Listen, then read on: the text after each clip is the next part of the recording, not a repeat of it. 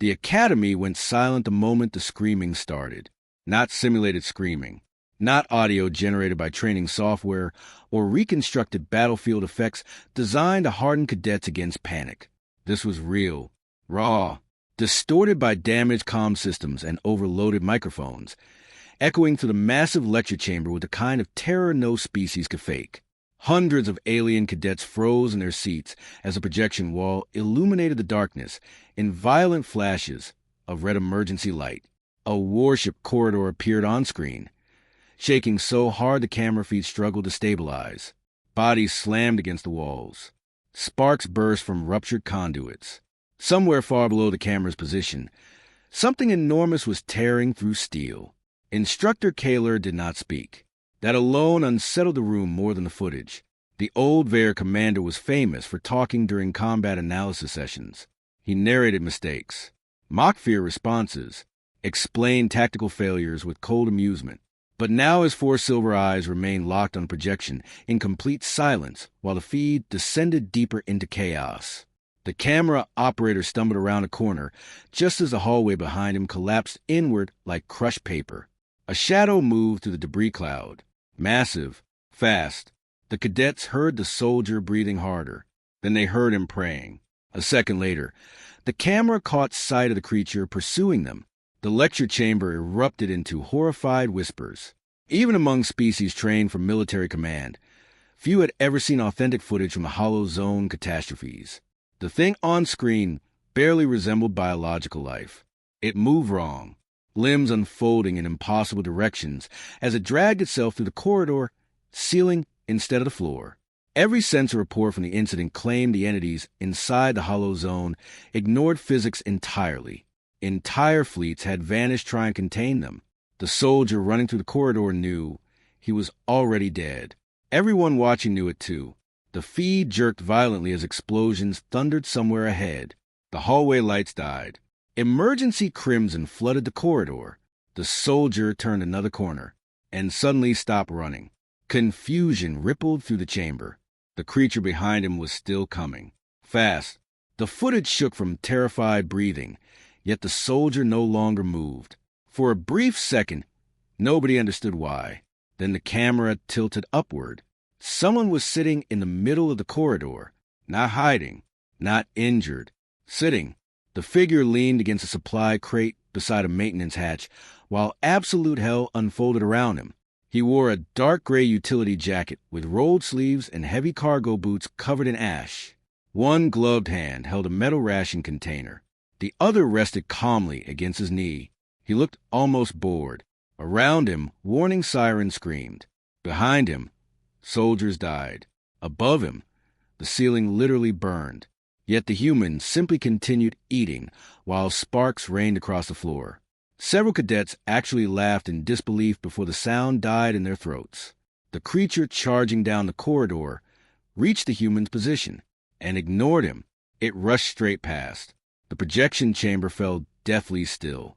The footage became chaos again as the soldiers started running, panicking harder now, repeatedly looking backward at the impossible scene he had just witnessed. The camera zoomed shakily toward the seated human, just before another explosion rocked the corridor. This time the cadets saw the human clearly. Dark hair streaked with gray near the temples. Calm eyes, grease stains on both gloves. No visible weapon. No armor. The human looked directly toward the soldier's camera, then casually pointed toward a side door. A second later, the corridor behind the soldier collapsed as the creature smashed through it. The footage ended there. No resolution. No explanation. Just static. For several long seconds, nobody inside the chamber moved. Then a cadet in the front row spoke with visible hesitation. "Instructor, why would the entity ignore him?" Kaler did not answer immediately. Because for the first time in 23 years of military instruction, the veteran commander looked unsettled. His silver eyes remained fixed on the frozen image of the human, sitting calmly inside a nightmare that had consumed entire battle groups. Then Kaler quietly opened the casualty report. "All personnel aboard Research Station Orpheus were declared dead," he said slowly. A pause. Then another cadet noticed something that made the room even colder. The human in the image wasn't listed among the dead. The silence inside the chamber changed after that. Before it had been fear. The ordinary kind cadets experienced whenever they were shown real combat footage for the first time. But now the silence felt infected with something else entirely. Curiosity had entered the room, and curiosity was always more dangerous than fear. Fear made soldiers cautious. Curiosity made them reckless.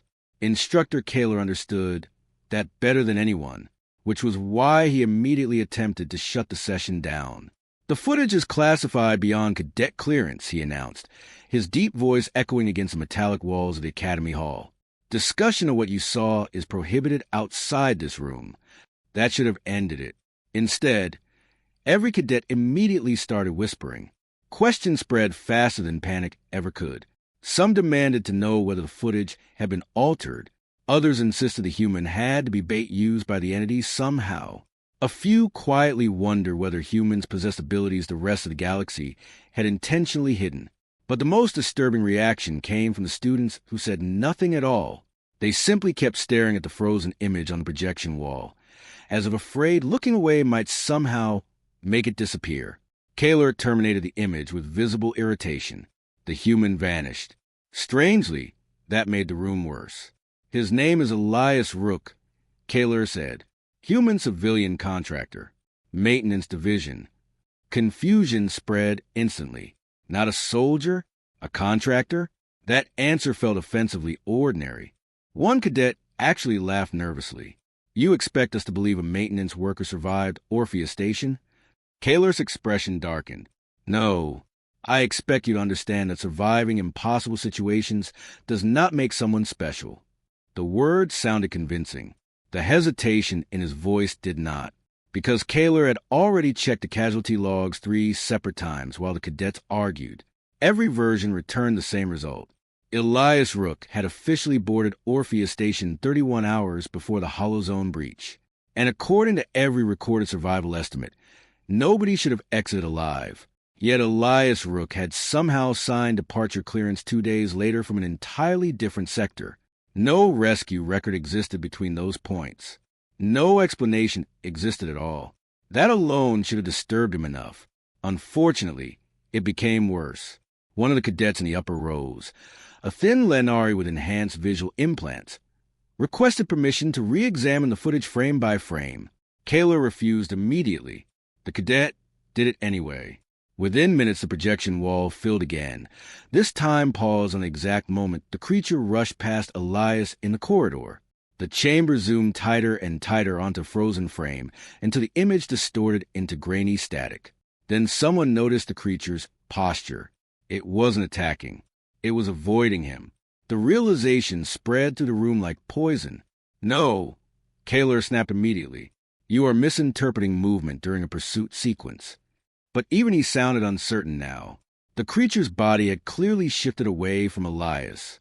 Its elongated limbs pressed hard against the corridor walls, as if creating distance. Not aggression. Evasion. That made no sense. Nothing inside the Hollow Zone feared anything. Entire military fleets had learned that lesson the hard way. Kaler finally shut down the projector completely and ordered everyone back to quarters. But the damage had already been done. By the time the cadets dispersed through the Academy towers, the story had evolved into something far larger than a strange recording. By nightfall, Elias Rook had become a rumor. By morning, he had become a legend. Cadets exchanged copied still images across private networks. Someone enhanced the footage enough to isolate the expression on Elias's face moments before the entity passed him. That detail disturbed everyone most of all. He hadn't looked brave.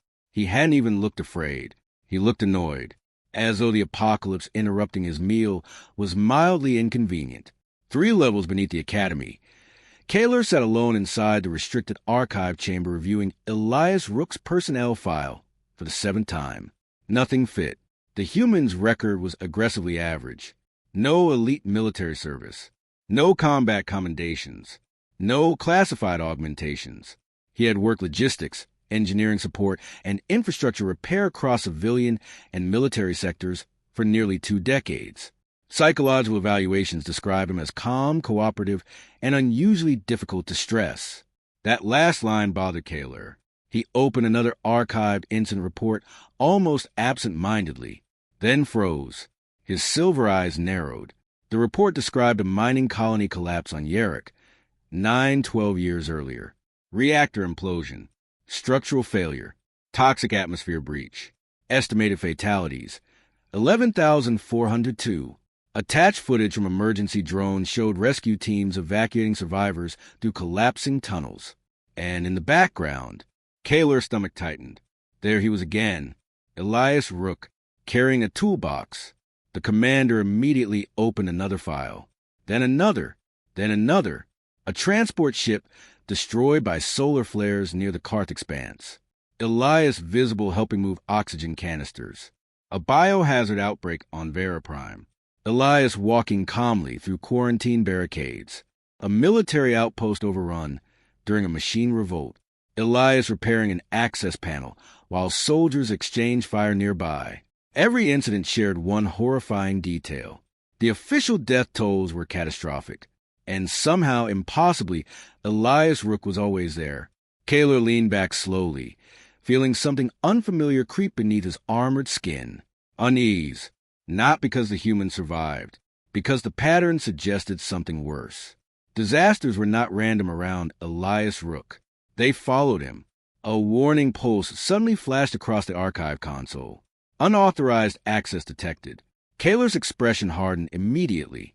He opened the trace expecting to find curious cadets probing restricted files.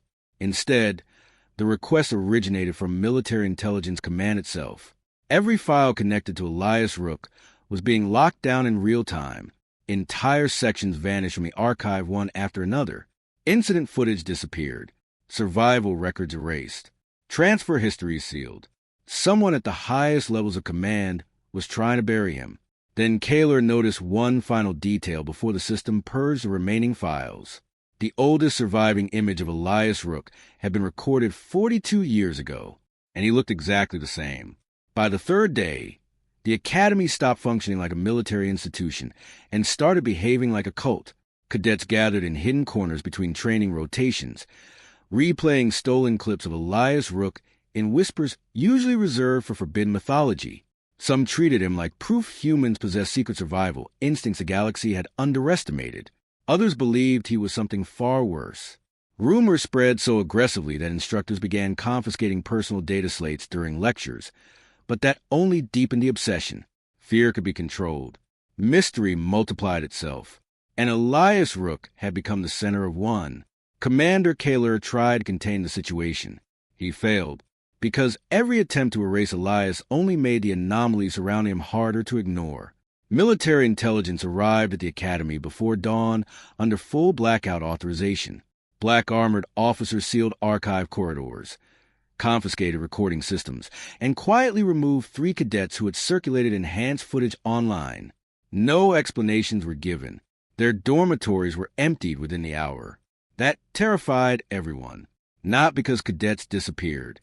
Military academies were harsh places. Discipline vanished people all the time, but because intelligence never cared about ordinary civilians. And Elias Rook was supposed to be ordinary.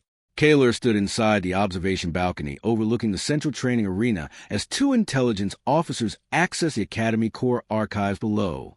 Their movements were precise and emotionless, yet Kaler noticed something unusual immediately. They looked nervous. Not cautious. Nervous. One officer repeatedly checked the room behind him while decrypting sealed combat records. The second kept glancing toward security cameras, as if expecting someone to appear unexpectedly.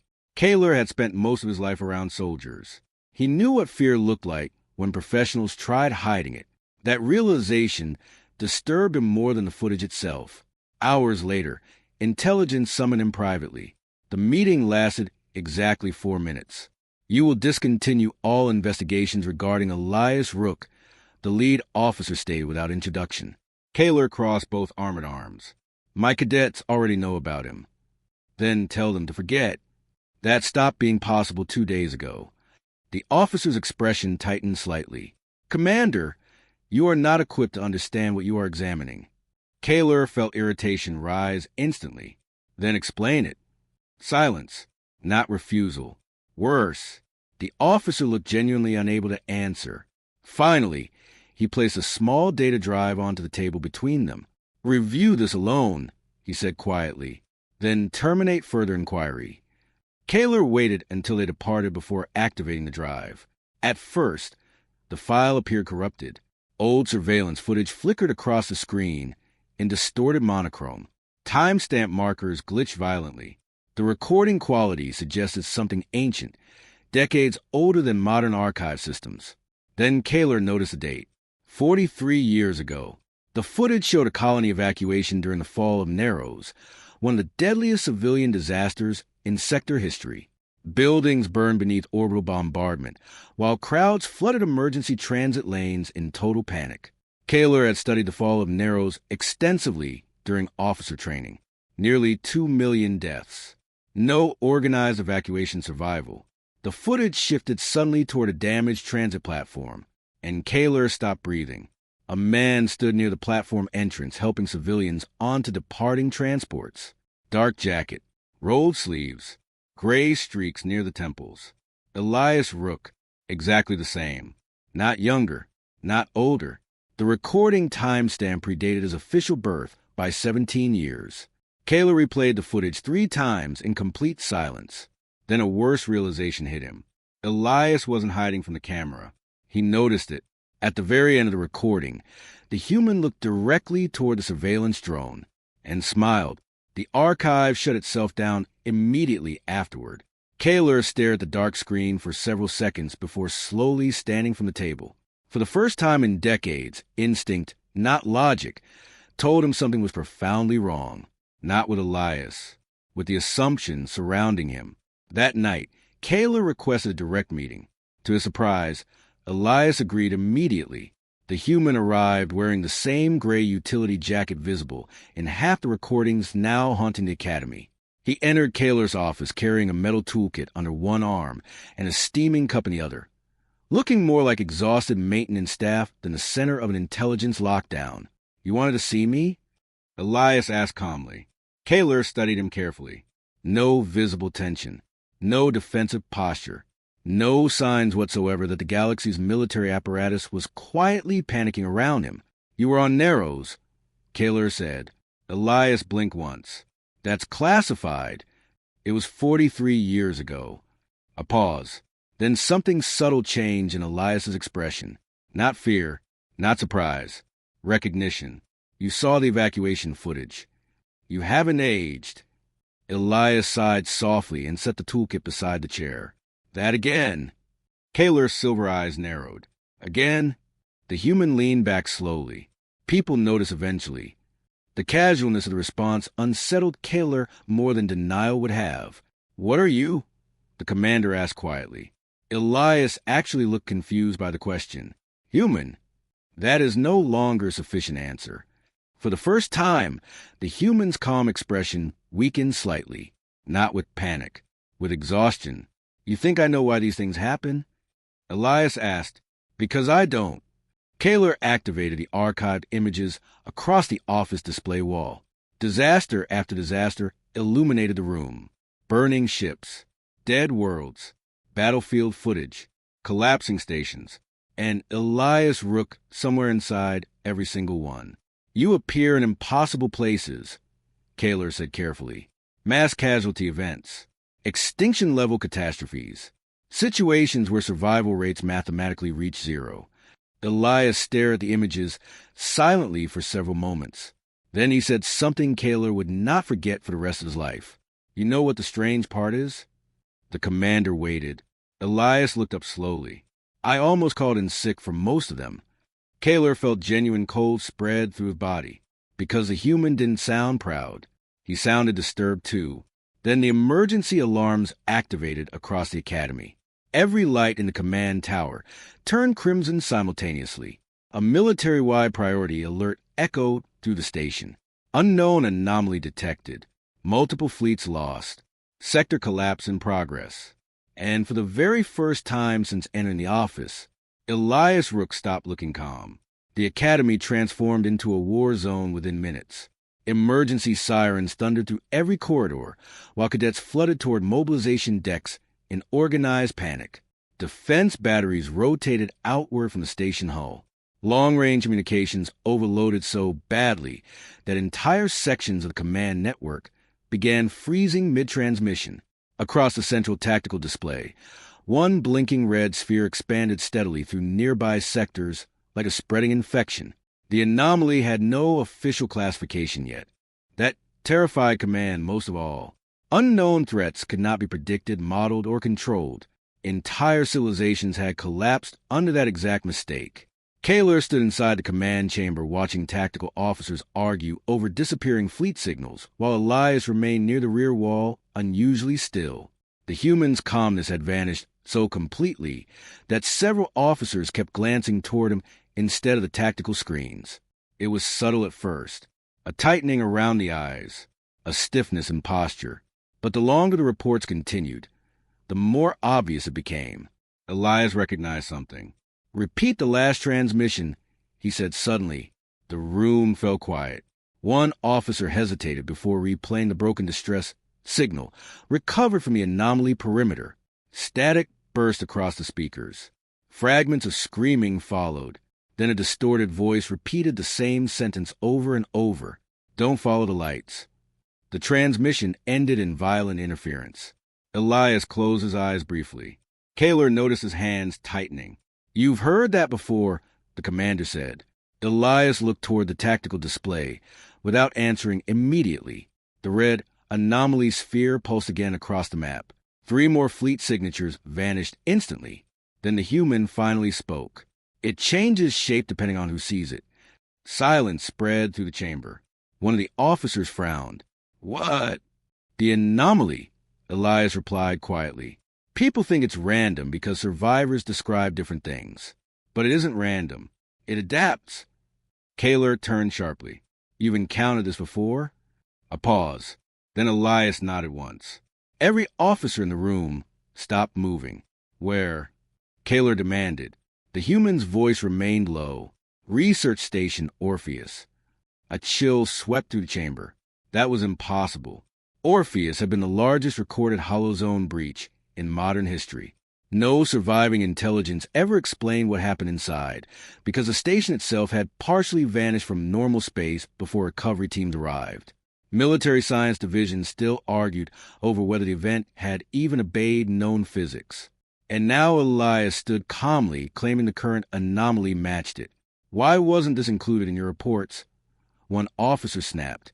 Elias gave him a tired look. "Because nobody listens when you tell them reality starts behaving incorrectly." No one laughed. Another tactical alert flashed across the room. A rescue flotilla approaching the anomaly perimeter had disappeared entirely. No debris field remained. No explosion signatures. The ship simply ceased existing on sensors. Kaler noticed something else immediately afterward. Elias stepped closer to the tactical display, not away from it. That tiny detail bothered him deeply.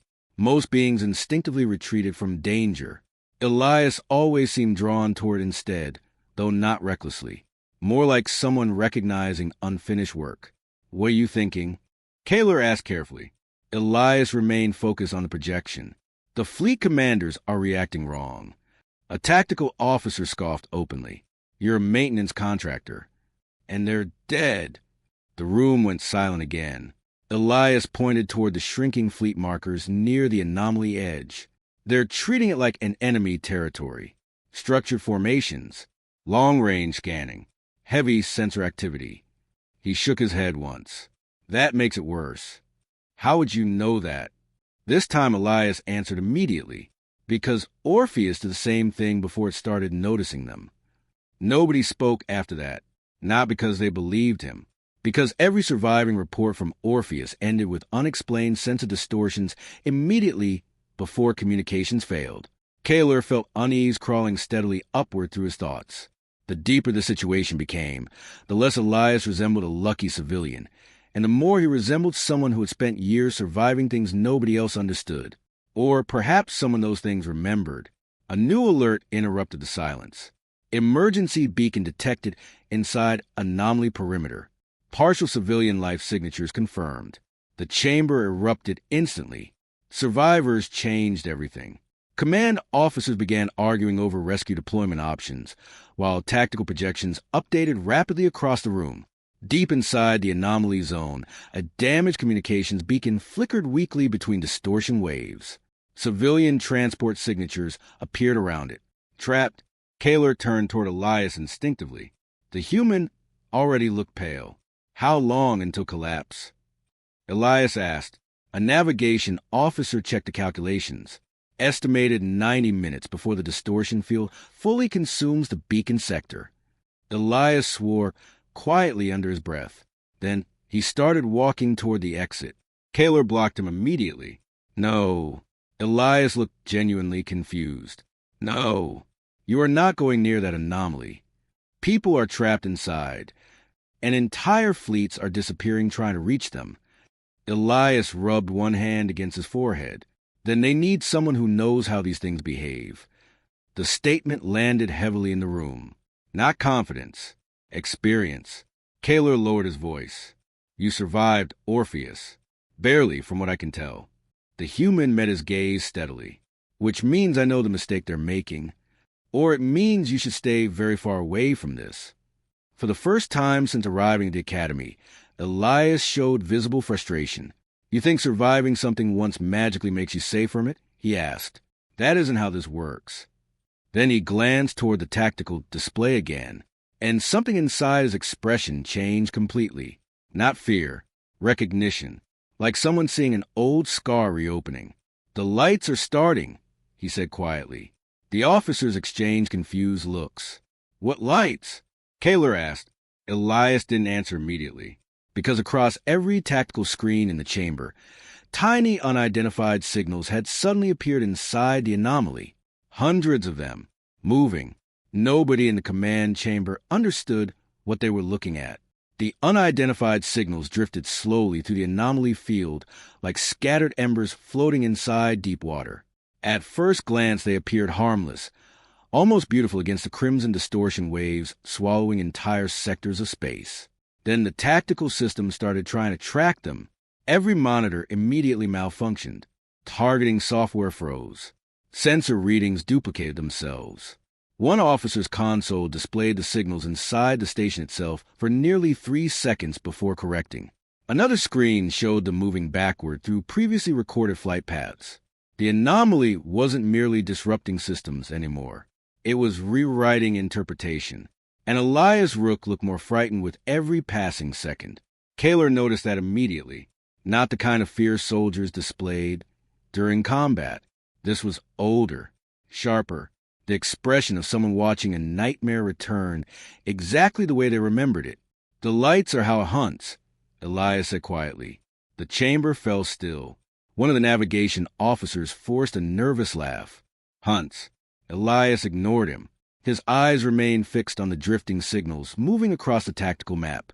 At Orpheus, people started following them because they looked familiar, safe. Some crews saw evacuation routes. Some saw friendly ships.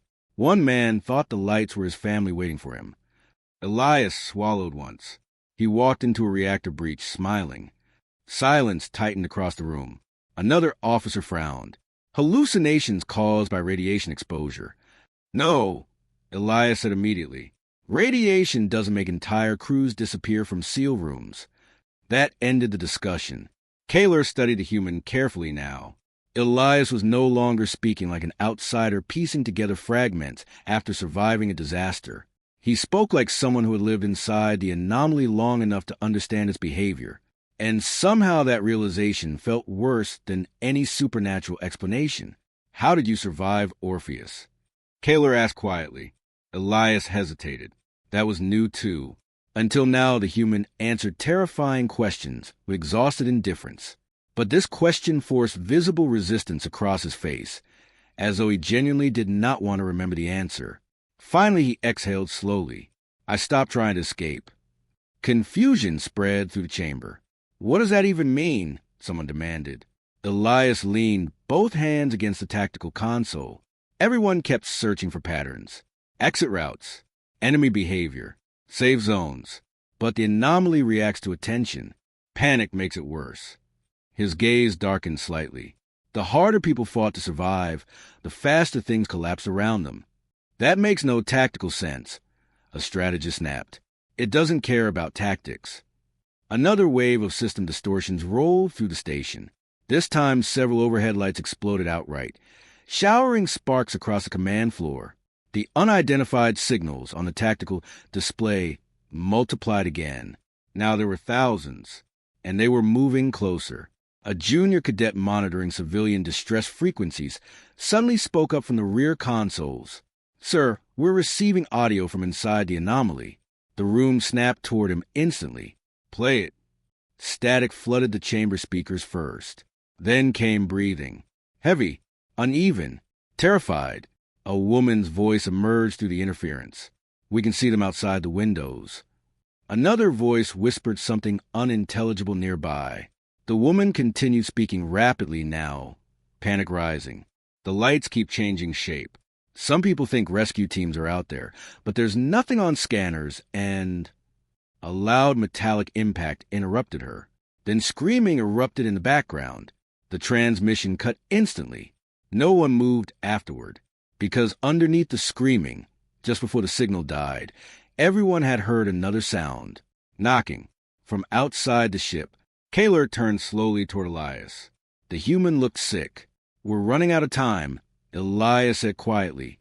Military command finally made its decision moments later. No fleet deployment. No rescue operation. Containment only. The order hit the chamber like a bomb. Officers erupted immediately, arguing over civilian abandonment protocols, while tactical projections recalculated quarantine perimeters around the anomaly zone. Entire ships full of trapped civilians had just been condemned because command believed entering the field guaranteed total loss. Kaler expected Elias to explode in anger. Instead, the human became strangely calm again. That frightened Kaler even more. "What are you planning?" the commander asked carefully. Elias didn't answer. He simply stared at the tactical map, displaying the trapped civilian beacon. Then he asked the navigation officer for proximity schematics. The officer hesitated. Kaler nodded reluctantly. Seconds later, a holographic map expanded across the room, showing the collapsing routes inside the anomaly perimeter. Distortion waves shifted unpredictably through space corridors, while wreckage fields drifted in impossible patterns around the trapped civilian transport. Elias studied it for less than 10 seconds. Then he pointed toward a narrow debris corridor near the outer edge. "That path stays stable longest." The navigators blinked in surprise. "How did you determine that?" "The wreckage isn't rotating." Everyone looked closer. He was right. Every debris field inside the anomaly moved inconsistently, except one narrow corridor, where damaged ship fragments drifted almost naturally. Kaler frowned. "That could be coincidence." "No," Elias replied quietly. "It means the anomaly isn't paying attention there yet." The room chilled again. Not paying attention. As if the phenomenon itself possessed awareness. One of the tactical officers finally lost patience. "Enough. We are discussing military operations based on instinct from a maintenance worker with no scientific expertise." Elias looked at him evenly. "And how many people here have survived one of these things?" No one answered. Because the number was 1, the officer turned away first. Kaler watched Elias carefully now, seeing the human differently than before. Not immortal, not supernatural. Just someone who had spent years surviving situations that erased everyone else long enough to recognize patterns buried inside catastrophe itself. That should have been comforting. Instead, it raised a far more disturbing possibility. What if Elias survived because he understood disasters better than ordinary life? The command alarm suddenly changed tone. A deep warning pulse rolled across the station. Multiple unauthorized launches detected.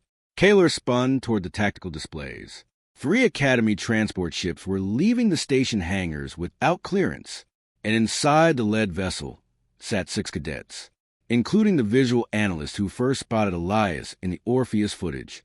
Kaler cursed violently, but Elias had already started moving toward the exit. This time, nobody tried to stop him. The transport bay descended into chaos before Kaler even reached it. Security crews flooded the launch platforms, while warning sirens pulsed through the massive chamber in harsh crimson waves. Overhead screens tracked the stolen cadet ships accelerating toward the anomaly perimeter at dangerously unstable speeds. The young pilots had bypassed Academy flight restrictions entirely, pushing engines far beyond safe limits in a desperate attempt to outrun interception. They were going after Elias. Or worse, they believed Elias could keep them alive. Kaler stormed across the platform with enough force to send nearby personnel scattering aside, disable their engines remotely. A technician looked horrified. "Sir, if we force shutdowns at that velocity, they'll drift straight into the outer distortion current. Then tractor them back. We can't lock targeting systems through the anomaly interference." Kaler swore under his breath. Of course they couldn't. Nothing about the situation obeyed normal military control anymore. Behind him, Elias moved toward a compact utility shuttle already preparing for launch. The human's expression had changed again, but this time the calm returning to his face felt colder than before. Focused, narrowed, like someone mentally stepping into a familiar disaster they never wanted to revisit. "You're not seriously going after them alone," Kaler snapped. Elias climbed halfway into the shuttle hatch before answering. "If those cadets keep flying blind, they'll be dead in 20 minutes. And if you go in there?" The human paused briefly, then gave the most unsettling answer possible. "At least I know what panic looks like before people disappear." Kaler hated how much that sounded like experience instead of speculation. A moment later, he boarded the shuttle too. Elias frowned immediately. "Commander, you think I'm letting you enter a reality-eating anomaly unsupervised? That is an incredibly military sentence. And yet here we are." The shuttle launched seconds later. The Academy vanished behind them as the small craft accelerated toward the expanding distortion field, consuming nearby space. From a distance, the anomaly no longer resembled a storm or spatial fracture. It looked alive, layers of shifting darkness folded across one another, like moving veins beneath transparent skin, while thousands of faint lights drifted through the interior in slow hypnotic patterns. Kaler immediately understood why people followed them. The lights felt wrong to look at, not visually, emotionally. Every instinct in his body whispered that those lights mattered somehow, that they were leading somewhere important. Safe, familiar. Beside him, Elias abruptly reached over and disabled a forward viewport. The external feed vanished instantly. "What are you doing?" Kaler demanded. "Don't stare at them too long." That answer irritated him immediately. "I am not a frightened cadet." "No," Elias replied quietly. "You're worse. You're trained to believe you can understand threats if you study them long enough." Kaler opened his mouth to argue, then stopped, because part of him realized the human might be right. The shuttle crossed the anomaly boundary moments later. Reality bent sideways. There was no other way to describe it. The stars outside stretched into elongated fractures, while distance itself seemed to collapse inward unpredictably. Instruments flickered between contradictory readings. One monitor claimed they were stationary. Another showed them accelerating beyond light speed. Gravity shifted sideways hard enough to rattle the shuttle frame. Kaler had experienced combat his entire life. Nothing prepared him for the feeling of entering a place where physical laws stopped behaving consistently. Then the whispering began, soft at first, barely audible beneath the engines. Kaler frowned. "Do you hear?" "Yes," Elias interrupted immediately. "Ignore it." The whispering grew louder. Not words, voices. Hundreds of them layered together, in overlapping fragments, just beneath comprehension. Kaler felt his pulse quicken despite himself. The sound seemed strangely familiar, almost recognizable, like conversations remembered from long ago, but distorted through water. Then one voice suddenly became clear. His brother's voice. Kaler froze. Impossible. His brother had died during the Varen border wars 17 years earlier. Yet the voice sounded perfect. Calm, warm, real. Kaler instinctively turned toward the rear cabin. Elias grabbed his arm hard enough to hurt. "Don't follow voices." The human's tone snapped through the trance immediately. Kaler looked back at him, unsettled by how serious Elias suddenly appeared. "You heard it too?" "No." Elias released his arm slowly. "The anomaly picks different things for everyone." Kaler stared at him carefully now. "You sound very certain." For several seconds, Elias said nothing. Then the human quietly admitted something that changed everything. Orpheus wasn't the first time I encountered this. Kaler felt genuine shock hit him. What? Elias kept his eyes fixed ahead. I was 12 years old the first time. The shuttle fell silent, except for the whispering. You survived this as a child? No. Elias's voice darkened slightly. My colony didn't. Kaler waited for more explanation. It never came. Instead, the shuttle proximity alarms activated violently. The cadet ships appeared ahead, drifting, dead in space. Kaler's chest tightened instantly. No life signs. A scanner officer checked quickly. Weak biosignatures aboard all three vessels, but something's wrong. The shuttle approached cautiously through distorted debris fields. The cadet transports floated motionless among wrecked ship fragments, while thousands of glowing lights drifted silently around them like deep-sea predators circling wounded prey. Then Kaler saw movement inside one cockpit. A cadet stood perfectly still against the forward glass. Smiling, the commander immediately opened comm channels. Cadet, respond. The student's smile widened slowly. Then he raised one trembling hand and pointed deeper into the anomaly, towards something enormous hidden beyond the distortion waves. Kaler followed the direction instinctively, and his blood ran cold. A structure was moving inside the anomaly, not a ship, something much larger. Ancient metallic shapes unfolded slowly within the darkness, like the skeleton of a dead civilization waking up piece by piece. Vast circular mechanisms rotated around a central black core, while broken warships drifted around it in gravitational spirals. Then the structure noticed them. Every glowing light in the anomaly shifted direction simultaneously, toward the shuttle. And for the first time since entering the anomaly, Elias Rook looked genuinely afraid. The anomaly moved, not physically.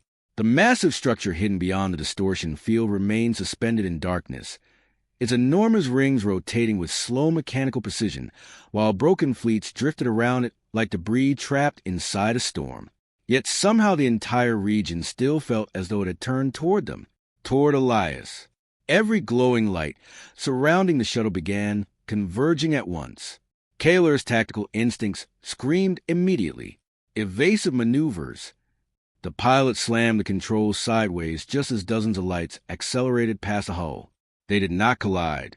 They curved around the shuttle in impossible angles, moving like living things inspecting prey rather than weapons attempting destruction.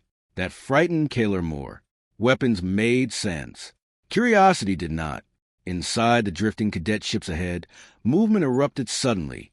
The smiling student vanished from the cockpit window as alarms began screaming across all three disabled transports simultaneously. Life signs spiking. Neurological activity unstable. One cadet voice burst through calm static in absolute panic. Something's inside with us. Then came gunfire. Kaler surged toward the docking controls. Prepare boarding sequence. Elias stopped him instantly. No firearms. Kaler stared at him. Excuse me. Gunfire tracks them. You could have mentioned that earlier. I was hoping we wouldn't reach this stage. That answer was somehow the opposite of comforting. The shuttle locked onto the nearest cadet transport, while the anomaly lights continued circling closer outside. Through the cockpit glass, Kaler saw impossible reflections moving across the hull, shapes that vanished whenever he focused directly on them. Reality itself felt unstable here. The boarding hatch connected with a violent metallic impact. Kaler immediately moved through first. The interior of the cadet vessel looked untouched at a glance. Emergency lights flickered dimly across narrow corridors, while loose equipment drifted through intermittent gravity failures. No hull breach. No visible damage. Then Kaler noticed a silence. No footsteps. No breathing. Nothing. A transport carrying 6 terrified cadets should not have been this quiet. Elias entered behind him carrying only a compact toolkit and a handheld scanner instead of weapons. Kaler still could not understand how the human approached catastrophic situations, looking more like exhausted maintenance staff than a survivor of galactic nightmares. Then the whispering started again. Closer now. Voices drifted through the corridors, softly enough to almost mistake for imagination. Kaler tightened his grip on his sidearm. Commander! Elias's voice stopped him. Put the weapon away. Kaler turned sharply. We have unknown hostiles aboard. And fear makes them stronger. That sentence should not exist. Elias almost smiled at that. Almost. Then a noise echoed deeper inside the ship. Crying. One of the cadets. Kaler immediately moved toward it. The corridor ahead twisted strangely as they advanced. Angles looked subtly wrong. Distances stretched unpredictably. At one point, Kaler could have sworn the hallway extended far longer than the ship's actual dimensions allowed. The anomaly was spreading inward. They found the first cadet crouched beside an open maintenance hatch, trembling violently. The young alien looked up with bloodshot eyes. I saw my mother. Kaler exchanged a glance with Elias. She died 3 years ago, the cadet whispered. She told me to open the airlock. Elias crouched carefully in front of him. Did you? The cadet shook his head rapidly. Good, Elias said softly. That means you still know what's real. The student stared at him desperately. What is this thing? Elias hesitated, then answered with terrifying honesty. I still don't know. That shook Kaler more than certain he would have, because Elias had survived this multiple times. If even he lacked answers, then the anomaly truly existed beyond understanding. More screams erupted through the ship, this time from multiple directions. Kaler and Elias moved deeper through the transport, while the structure outside continued unfolding inside the distortion field. Through occasional viewport flashes, Kaler caught glimpses of colossal mechanical surfaces rotating around the dark central core. Ancient symbols covered portions of the structure, though they shifted constantly before the eye could focus on them properly. The anomaly was not random. It was engineered. That realization hit Kaler like ice through his veins. They found the second cadet trying to cut through a sealed bulkhead with shaking hands. There are people trapped behind this wall, the student yelled frantically. There's vacuum behind that wall. Elias replied immediately. No, listen to them. Kaler heard it too then. Faint voices beyond the metal, begging for help. The commander stepped closer instinctively before Elias physically pulled him backward. None of this is real, Kaler snapped.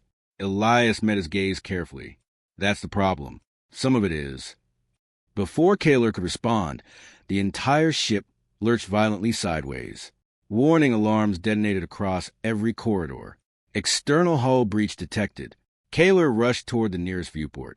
One of the cadet transports outside had just folded inward like crushed paper. Not exploded. Folded. The glowing light surrounding it pulsed brightly as the ship disappeared into itself piece by piece. And standing in the center of the corridor behind Kaler was another Elias Rook. Kaler spun instantly, weapon raised. The second Elias looked identical. Same jacket, same exhausted eyes, same calm posture. Only one difference existed. This version smiled. You should leave him here, the duplicate said softly. He's tired. Kaler felt genuine terror crawl beneath his armor. The real Elias stood motionless several feet away, staring at his duplicate with an expression Kaler could not read. Not surprise. Recognition. The false Elias tilted his head slightly. You know this keeps happening. No one moved. You survive, the duplicate continued quietly. Everyone else dies. Again, and again, and again. Kaler looked toward the real Elias sharply. The human's face had gone pale. The duplicate stepped closer. You think you're helping people, it whispered. But disasters follow you because you belong inside them. For the first time since Kaler met him, Elias Rook looked like he might actually break. Then another cadet screamed from somewhere deeper in the ship, and Elias turned away from his own nightmare without answering it, because someone still needed help. The ship was dying around them. Metal screamed through the corridors as the anomaly pressed harder against reality itself. Entire sections of cadet transport twisted unnaturally, while gravity pulsed in violent waves strong enough to throw bodies against the walls. Warning alarms had long since degraded into distorted noise. Somewhere deep inside the vessel, something enormous moved across the outer hull with slow, deliberate impacts that shook the entire structure. But Elias Rook kept walking toward the screaming, not away from it. Kaler followed close behind, though part of him no longer understood why. Every survival instinct demanded retreat. The anomaly was unraveling space around them piece by piece. One cadet ship had already vanished entirely. The others would not last much longer. And still Elias advanced deeper into the collapsing corridors, carrying nothing except a maintenance scanner and the weight of memories Kayla was only beginning to understand. Another impact thundered through the vessel. The hallway lights flickered out completely. For several seconds, the only illumination came from the drifting lights outside the hull, glowing through fractured viewports in soft shifting colors that almost resembled stars underwater. Then the voices returned.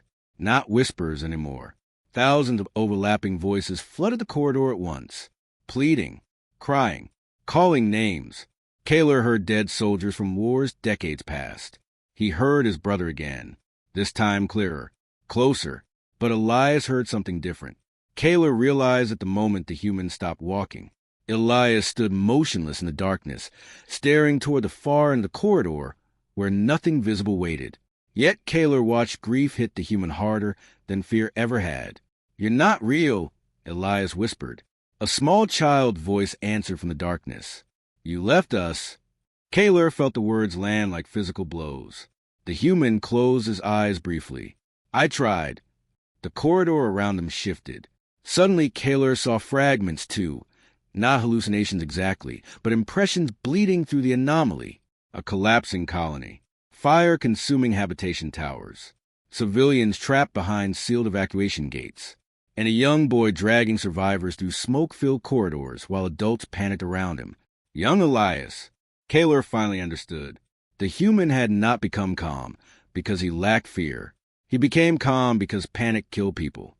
Somewhere in childhood, surrounded by disaster no one survived, Elias learned that terror solved nothing. So while everyone else froze, screamed, or ran blindly, he kept moving, repairing doors, carrying supplies, finding exits, not because he was fearless, because somebody had to keep functioning. The anomaly understood that now, which was why it targeted him differently, not with monsters, with guilt. The false Elias emerged again from the shadows ahead, wearing the same exhausted expression. "You can stop," the duplicate said softly. "You don't have to keep carrying them anymore." The corridor trembled violently. Behind them, Kaler heard the surviving cadets rushing toward the shuttle extraction point.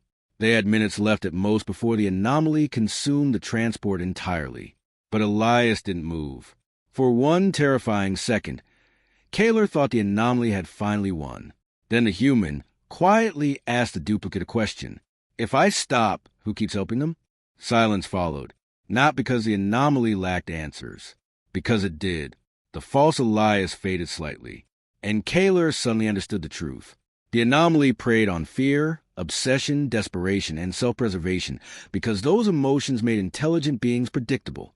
But Elias survived repeatedly for one impossible reason. He never entered disasters trying to save himself. He entered because someone else needed help. The anomaly could not understand that. Outside the ship, the massive ancient structure shifted again. The rotating ring surrounding its dark central core began collapsing inward, while thousands of glowing lights spiraled violently through the distortion field. The entire anomaly was destabilizing. Elias checked the scanner once and looked toward Kaler calmly. "The core is reacting." "What does that mean?" "It means we have one chance." Before Kaler could ask another question, Elias sprinted toward a ruptured maintenance access corridor leading deeper into the vessel, directly toward the anomaly. Kaler followed instinctively. They emerged into the shattered engineering section, where reality itself appeared fractured. Sections of the room repeated unnaturally into impossible distances, while gravity folded in multiple directions at once. At the center floated a massive distortion breach, connected directly to the ancient structure outside, the anomaly's heart, and surrounding it, thousands of drifting lights. Elias moved toward a damaged emergency power relay near the breach, while Kaler stared in disbelief. "You're trying to repair it?" "Stabilize it," Elias corrected breathlessly. "Long enough for the cadets to escape. You can't repair this." "No," Elias admitted, "but maybe I can interrupt it." The human began rerouting power manually with terrifying speed despite the room collapsing around him. Sparks exploded across exposed conduits, while the lights surrounding the breach accelerated violently. Kaler finally understood what Elias truly was. Not immortal, not chosen, just a human being so stubbornly committed to helping others that he kept walking into impossible situations until impossible situations started breaking around him. The shuttle alarm suddenly echoed through comm channels. Final extraction window closing. Elias looked up sharply. Go. Kaler didn't move. Commander, Elias snapped. Get them out of here. And you? The human returned to the damage relay. I'll buy time. The anomaly lights surged inward. The ancient structure outside began collapsing on itself. And for the first time since meeting Elias Rook, Kaler realized the human genuinely never expected to survive any of this. He simply kept showing up anyway. The last thing Kaler saw before the shuttle doors sealed was Elias standing alone beside the collapsing breach, while the anomaly closed around him in blinding light. Then the entire sector disappeared. 3 years later, the footage still played inside the academy. Not the terrifying battle recordings. Not the anomaly collapse. Just one silent clip recovered from a damaged rescue drone. A human maintenance worker kneeling beside a broken emergency door while civilians escape behind him. No weapon, no glory. Just another impossible disaster. And in the final frame, moments before static consumed the recording, Elias Rook looked toward the camera with the same exhausted expression he always wore, as if saving the world again had simply interrupted his work shift.